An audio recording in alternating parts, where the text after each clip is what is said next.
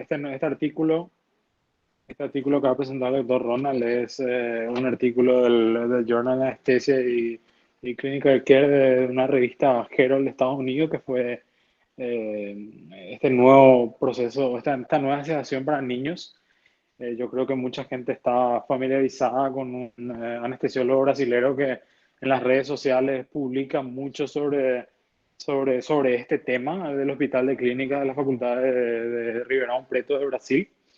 Así que por eso queríamos exponer hoy algo que creo que varios colegas están intentando poner un poco en práctica. Y bueno, te escuchamos, doctor, esta presentación de este artículo que de Brasil fue publicado en Estados Unidos. Buenas noches, jefe. Buenas noches a todos los participantes y con permiso de los presentes. Quiero presentar un caso clínico, como dijo el jefe, para darle un poco más de dinamismo. Entonces, cambiamos la temática para presentar de la siguiente forma. Y comienza así, ¿verdad? En la urgencia del hospital, como describe el autor, se presenta un niño de 13 años de edad con 36 kilogramos de peso, 8 horas de ayuno, una fiebre de 39 grados centígrados más cefalea.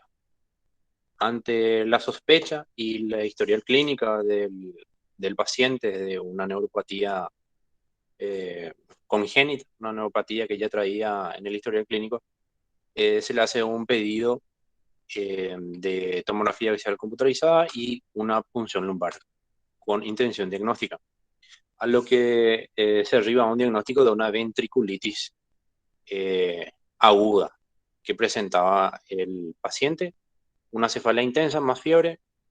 Con eso dio su diagnóstico. Ante estas circunstancias, la indicación médica era de carácter urgente, iniciar antibiótico terapia, y ese fue el primer obstáculo a superar, y una complicación en la sala de urgencias, que fue en el fallo del acceso venoso periférico. Ante este fallo del acceso venoso periférico se intenta un acceso venoso profundo, lo cual también hay múltiples fallos y trombosis yugular, también trombosis subclavia y femoral. Todos los accesos eh, de rutina, generalmente para estos casos, estaban fallando. Entonces, el tratamiento era urgente y se decidió transportar al paciente hasta la sala de radiointervención, donde llegó ansioso, sin traqueostomía, sin gastrotomía, sin acceso venoso, y se decide, ante la necesidad imperante de un acceso venoso, hacer una vía central suprahepática ecoguiado y con radioscopía. Este acceso, describe el artículo, es muy doloroso. Entonces se requiere sí o sí un tipo de analgesia y sedación. Antes de poder avanzar más, lo que se vio es que a la llegada del anestesiólogo y al no tener un acceso venoso y ante las múltiples posibilidades de sedación sin una vía, se decidió por lo siguiente: una sedación intramuscular. Esa sedación intramuscular fue previamente realizada una analgesia local con lidocaína al 1% en un contenido de 3 ml de lidocaína simple. Esa lidocaína simple fue introducida en el vasto anterior del cuádriceps femoral del paciente de 13 años con una aguja hipodérmica 30G. El anestesiólogo, en este caso, el autor, se decidió con una combinación de ketamina y dexmedetomidina en una jeringa de 5 ml con un contenido total de 3.6 ml de volumen, con una aguja también un poco más complaciente con el paciente, ¿verdad? 22G. 72 miligramos de ketamina más 36 microgramos de desmedeto a una dosis de desmedeto de 1 kilo peso, 1 microgramo kilogramo por cada peso que tenga el paciente, y la ketamina a 2 miligramos por cada kilogramo. Eh, ¿Cuál fue el resultado de esta sedación? En 5 minutos el paciente llegó a una escala 2, a un estado 2. Esta es la escala de sedación pediátrica, en donde cuando mayor es el número de esta escala, el paciente está menos sedado. El 5 es un paciente móvil que impide todo procedimiento, llora y grita. La escala 0 es un paciente ya muy profundamente sedado, tan sedado que ya desatura, cae la PA, cae el ritmo cardíaco. Y lo que nos da como resultado este procedimiento anestésico es la escala 2, un paciente quieto, dormido, despierto, sin movilidad, sin expresión facial o verbal al dolor. ¿Cuál fue el dato revelado por nuestro autor? Que la infiltración con lidocaína al 1% eh, no tuvo ninguna reacción en el paciente, o sea, no fue doloroso para el paciente hacerle una infiltración en el músculo. Luego de eso, luego de la administración de la ketamina y desmedeto, tuvo una inmovilidad en la escala de sedación pediátrica durante 35 minutos. Se mantuvo euneico, hemodinámicamente estable, una frecuencia cardíaca entre 80 y 90 latidos por minuto, una presión arterial entre 160, entre 100 y 60 y 110-70, una saturación que no bajaba del 98% y que no requería oxígeno suplementario. El procedimiento en sí, que fue el acceso suprahepático, gracias a la sedación, fue todo un éxito. El paciente, luego de 20 minutos de espontánea en la sala de recuperación, es dado de alta, pero dado de alta de la sala postanestésica a su sala. Aquí observamos la foto real del artículo en donde se ve al operador con el ecógrafo tratando de localizar el acceso venoso y aquí donde se aprecia ya el acceso vascular. Bueno, lo que nos trae la revisión, además del caso, que es bastante interesante, es los fundamentos de la acción del anestesiólogo, ¿verdad? ¿Por qué eligió eso y por qué no otra cosa? También vamos a tratar de esgrimir todo eso a continuación. En la discusión dice que el manejo anestésico del paciente, de las preocupaciones que incluían este procedimiento, era la sedación efectiva para realizar el procedimiento que era potencialmente doloroso y sin compromiso ventilatorio hemodinámico. O sea, eso era el objetivo de este procedimiento. La experiencia clínica con la combinación sigue aumentando, demostrando su eficacia en ensayos prospectivos, series de casos e informes de casos aislados como este. Sin embargo, la desmedetomidina puede fallar cuando se utiliza como único agente para procedimientos dolorosos. En nuestro paciente, de casos clínicos, la sedación eficaz fue proporcionada por una sola dosis intramuscular de ketamina y dexmedetomidina. Esta es una revisión dentro de los fundamentos del uso que describen los autores máster en una revisión retrospectiva que ellos hicieron de esta combinación para la sedación durante el cateterismo cardíaco en niños. Ellos hicieron una administración en bolo intravenoso de ketamina a 2 miligramos kilogramos y de medeto a 1 durante 3 minutos, seguido de una infusión continua de dexmedetomidina, en el cual hallaron que ningún paciente reaccionó a la infiltración en la ingle y a la colocación de la cánula arterial venosa. 2 pacientes desarrollaron obstrucción de la vía aérea superior que se resolvió con un reposicionamiento de la vía aérea. No se observó apnea central y el valor máximo de PCO2 fue de 48. Otro autor, McVeigh y Tobias, describieron el uso exitoso de la desmedeto y ketamina para la sedación de procedimientos durante la punción lumbar para la anestesia espinal en 12 pacientes pediátricos.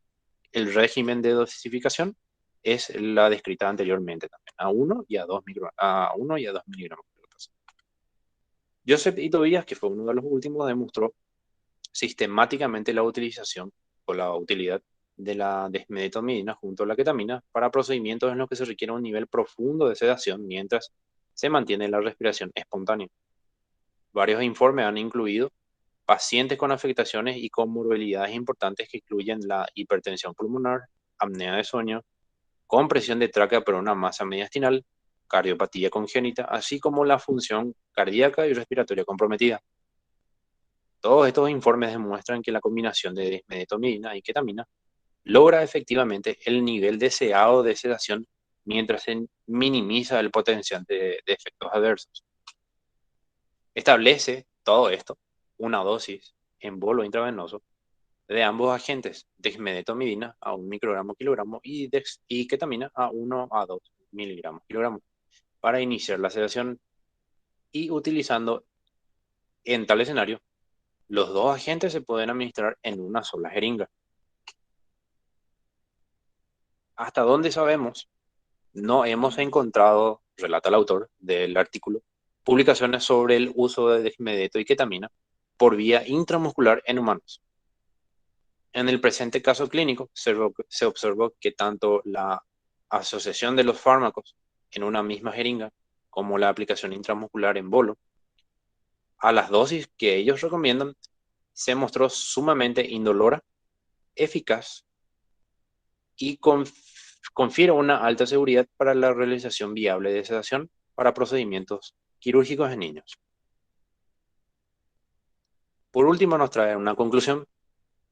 El artículo dice, o sea, el autor relata, una dosis única intramuscular proporcionó sedación eficaz para el acceso venoso central en un niño de 13 años con ventriculitis aguda. Se eligió esta combinación de agentes, dada la ausencia del acceso venoso y la necesidad de mantener la ventilación espontánea, sin agitación por sevoflurano y evitando la contaminación ambiental por gases. Dada la posibilidad de depresión, no solo hemodinámica, sino también respiratoria, estas inquietudes durante el procedimiento de sedación son obligatorios el control y el acceso adecuado a los medicamentos de reanimación más el equipo de vías respiratorias diarias. Debe considerarse como una opción interesante para procedimientos de sedación en niños, incluso con comorbilidades, como se ha demostrado en el presente caso. Los ensayos clínicos futuros que comparen diferentes regímenes de sedaciones, entre otros sedantes, y vías de administración pueden proporcionar información válida sobre la seguridad, el tiempo de despertar y la rentabilidad del procedimiento. Y la bibliografía es del Hospital de Clínicas de la Facultad de Medicina de Ribeirão Preto, y el autor es el doctor Renato Lucas Pasos de Sousa. Publicado el 5 de junio del 2019, eso es lo que el artículo queríamos compartir con ustedes el día de hoy. Muchísimas gracias, doctor. Muy bueno el resumen del artículo. Así como dijiste al comienzo, para cambiar un poco la dinámica y de pasar de algo extenso de la revisión sistemática a un caso clínico. Quiero saber qué opinan al respecto, si alguien tiene alguna pregunta o si alguien tiene ya experiencia usando este tipo de medicamentos o este tipo de combinación de medicamentos en su rutina diaria.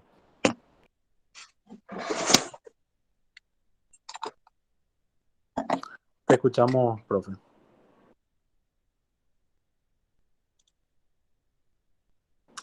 Tu micrófono, profe, está apagado. Sí, gracias.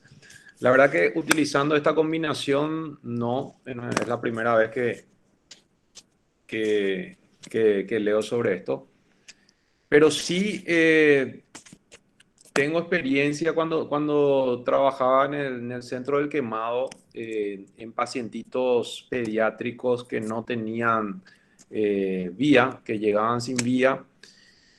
Y en el contexto de la situación no le podíamos dormir con inhalatorios. ¿Por qué? Porque eran vías aéreas difíciles. Generalmente eran pacientes lactantes con cicatrices retráctiles a nivel del cuello o la boca, que eran pacientes complicados y donde sí o sí teníamos que tener una vía antes de empezar el procedimiento anestésico. En ese caso sí utilizábamos la combinación de ketamina con atropina por vía intramuscular a dosis de 5 miligramos kilogramo peso y 0,02 de atropina, 5 de ketamina más 0,02 de atropina. Y sí, teníamos que esperar 3 a 4 minutos la absorción adecuada. A los 4 minutos generalmente el paciente estaba bien quietito para realizar la punción tranquila. Generalmente eran pacientes con venas difíciles porque los pacientes eh, secuelares de grandes quemaduras estuvieron internados generalmente mucho tiempo, punciones por todos lados y quedan con justamente venas muy malas para posteriores procedimientos y más todavía ya en una etapa con cicatrices retráctiles. Bien, básicamente eso con respecto a la ketamina. Ahora la combinación Dexme, evidentemente la dosis vi ahí 2 y 1 por kilogramo peso.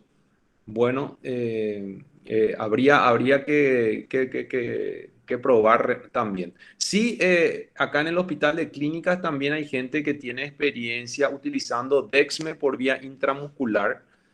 Yo personalmente no, pero me comentaron la experiencia en sala de recuperación, principalmente en pacientes con delirium postoperatorio, los cuales administraron dexmedetomidina por vía intramuscular, creo que 200 microgramos, un frasquito entero, y el paciente eh, quedó súper tranquilo posterior a esa administración. Entonces, no sé si alguno de los que realizaron ese tipo de administración puede comentar la experiencia también con la dexmedetomidina, pero en otro contexto, ¿verdad? Bien, eso nada más quería aportar, Cristian, y muchas gracias. Muchas gracias, profe. El doctor Tony levantó la mano. Te escuchamos, doctor. Buenas noches a todos. Quería comentar nomás mi corta experiencia. Llegué a usar la mezcla ketamina y desmedetomidina en un procedimiento diagnóstico de resonancia magnética de un menor de 2 años.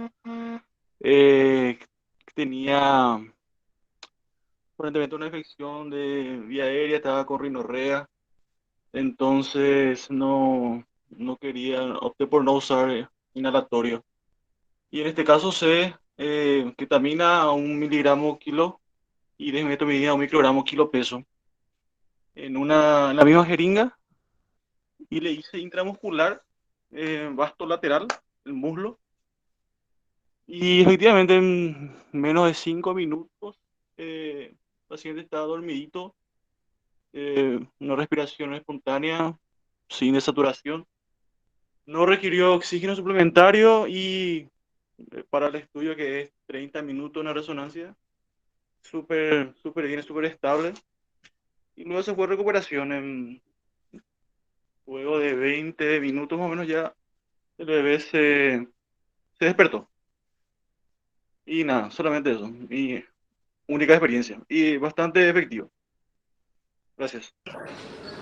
Muchísimas gracias, doctor. Doctor Leo, te escuchamos que levantaste la mano. Sí, buenas tardes a todos. Lo respecto a ketamina, creo que nosotros, es decir, desde un principio, creo que todos tenemos que saber usar, ¿verdad? Para todos los procedimientos, más todavía para casos a veces en emergencia, ¿verdad? Otra cosa más vamos a hablar así digamos, muchas cosas, ¿verdad? Respecto al uso, ¿verdad?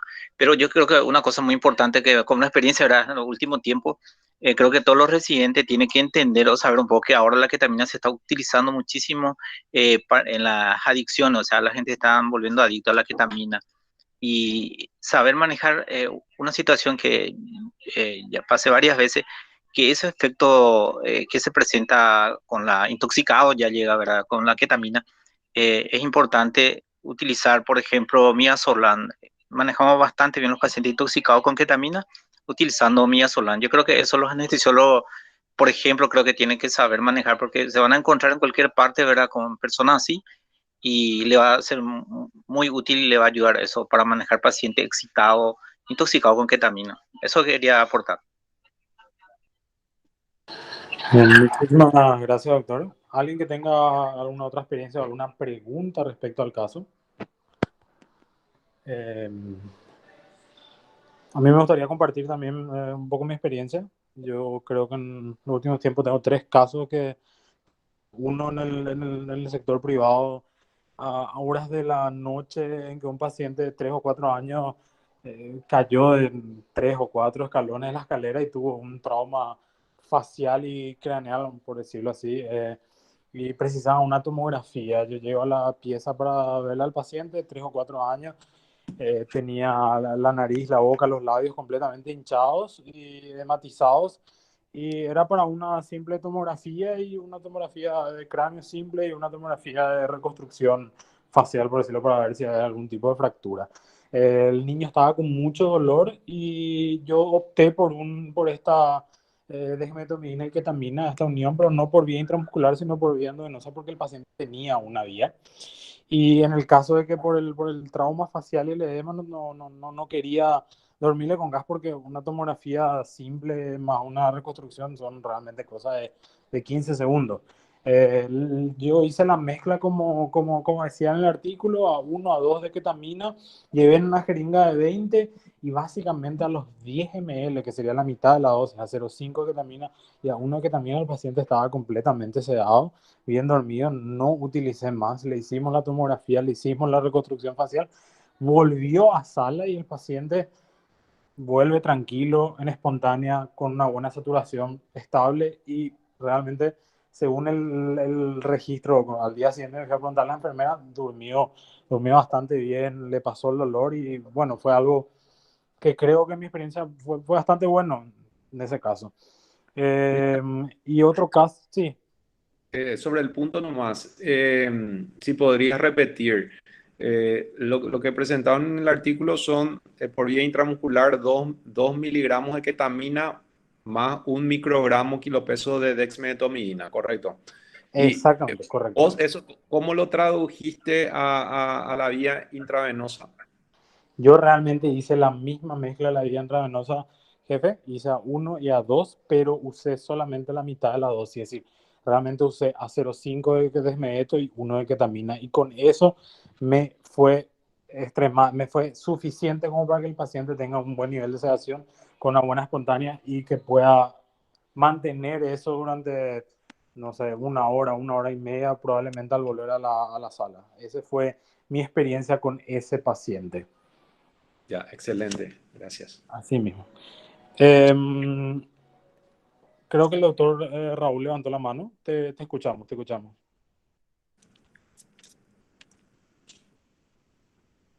Sí, buenas noches a todo el auditorio.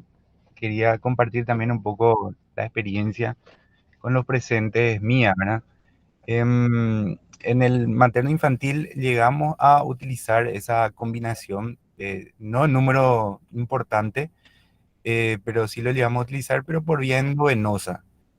Y las veces que utilicé fueron casos muy seleccionados, fundamentalmente pacientes pediátricos en donde había procesos infecciosos a nivel de vías respiratorias, en donde al igual que el doctor Martínez, estaba un poco reticente a utilizar la anestesia inhalatoria, ¿verdad? Igual que el doctor Martínez, también yo utilicé en la dosis de 1,1 ketadecme por vía endovenosa, y realmente tiene un efecto muy beneficioso al paciente en cuanto, desde el punto de vista hemodinámico y respiratorio, ¿verdad? Em, Ahora, a diferencia de la experiencia de los demás colegas, ¿verdad? Yo en la mayoría de las veces llegué a utilizar un refuerzo de la dosis, requirió el paciente un refuerzo de la dosis, pero en donde generalmente lo utilizaba a 0,5 el siguiente bolo, digamos, endovenoso, y por lo general a los 30 o 40 minutos del primero. Y a diferencia de los demás colegas, yo lo que tuve es un retardo en cuanto a la recuperación del sensorio adecuado de los pacientes. Por lo general, este, tardaron alrededor de 2 horas, 2 a 3 horas de tener un RAS adecuado como para enviar el paciente a la sala. Yo, yo observé eso, entonces yo creo que hay que tener presente en el momento de utilizar esas drogas. Probablemente influye bastante la dosis a utilizar, pero hay que tener presente que uno no va a tener una recuperación inmediata como lo ve al utilizar la anestesia inhalatoria, en donde uno generalmente a los 30, 20 minutos en la sala de recuperación ya tiene un paciente pediátrico con un RAS de 0 a -1, ¿verdad?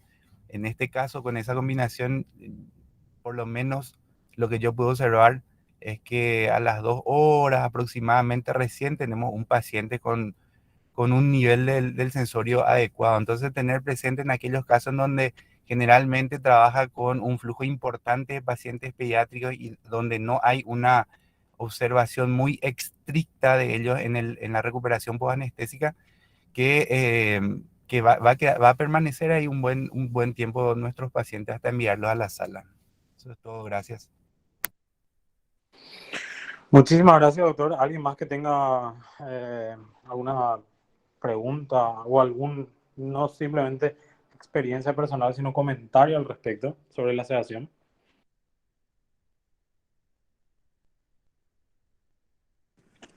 Yo me quedé con la duda, Cristian. El caso del doctor Tony Martínez, ¿él le administró por vía intravenosa o por vía intramuscular? Intramuscular fue el del doctor Intramuscular. Jafet. Ah, Sí, ya, perfecto. el de él fue intramuscular, el doctor Gil intravenoso y el mío fue también intravenoso. Ya, perfecto. No, para categorizar las dosis nomás, porque es algo muy interesante para seguir haciendo y estudiando. El doctor Martínez hizo 1 y 1, ¿verdad? Por vía intramuscular. 1 y 2. 1 Uno y- de desmareto y 2 Ah, de 1 y ketamina. 2. Ah, perfecto. Yo usé también la misma combinación, pero básicamente la mitad de la dosis, a 0,5 y a 1, me bastó para una simple tomografía y para que el paciente también tenga un poco más de alivio, ya que estaba...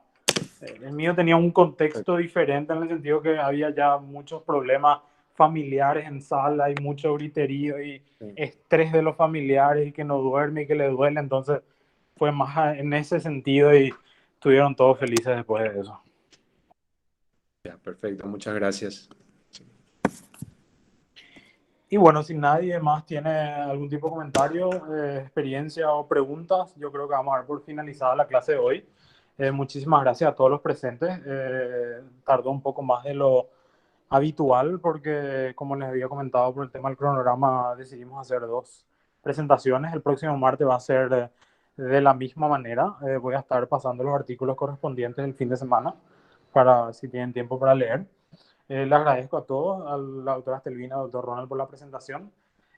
Muchas gracias a todos, muy dinámico, está excelente que en el caso anterior la gente participe, igual que ahora, comente su experiencia o simplemente con eso ya nos basta y sobra para lo que es el objetivo de las revisiones bibliográficas, ¿verdad? Que un residente exponga a una presentación y después nosotros, cada uno, de su experiencia, si le gusta, no le gusta, le parece adecuado o no.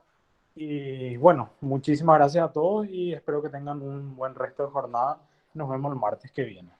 Perfecto. No se olviden de anotarse como presente en el chat. Gracias. Gracias, buenas noches.